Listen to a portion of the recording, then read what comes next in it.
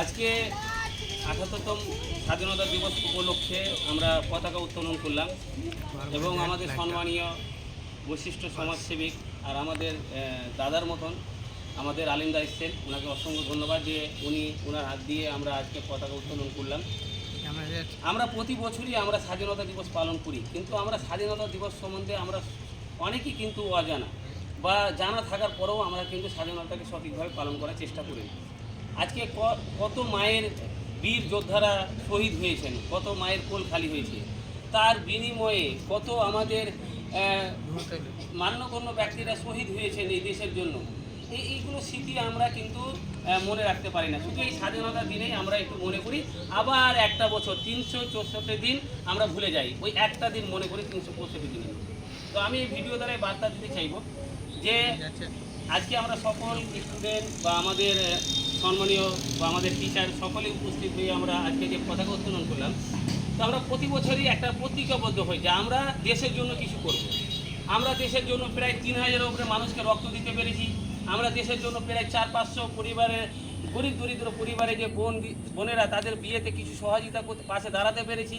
আজকে ১৩ লক্ষ মানুষকে ফ্রি মেডিকেল ক্যাম্পে ট্রিটমেন্ট দিতে পেরেছি। আজকে প্রায় হাজারের উপরে স্টুডেন্টকে ভালো শিক্ষা দিয়ে তাদেরকে মোটিভেশন দিয়ে তাদেরকে তৈরি করার চেষ্টা করেছি।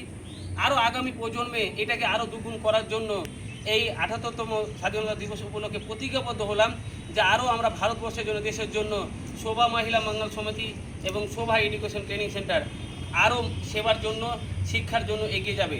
তো আমি এই দুটো দায়িত্ব থাকার পরেও আমি সামাজিক মানুষের পাশে দাঁড়ানোর চেষ্টা করি, সামাজিক মানুষকে জ্ঞান দেওয়ার চেষ্টা করি। তো আমি আমাদের সকল স্টুডেন্টকে বলবো যে আমরা দেশের জন্য, সমাজের জন্য কাজ করব সবসময়। আপনারা আজকে থেকে প্রতিজ্ঞাবদ্ধ হলেন তো, করবেন তো সবাই? তো অনেকেই এখানে নার্স স্টুডেন্ট রয়েছে, কম্পিউটার স্টুডেন্ট রয়েছে।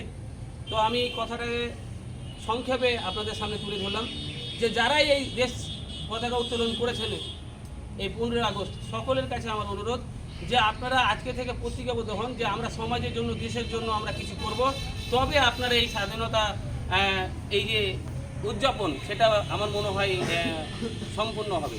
তো আমি এটাই আশা রাখবো সকলের কাছে। আর আমি সংক্ষেপে আমি বলার চেষ্টা করবো আলিম দেখে যে আপনি কিছু বলুন। কাহিনী আমার লেখা দরকার।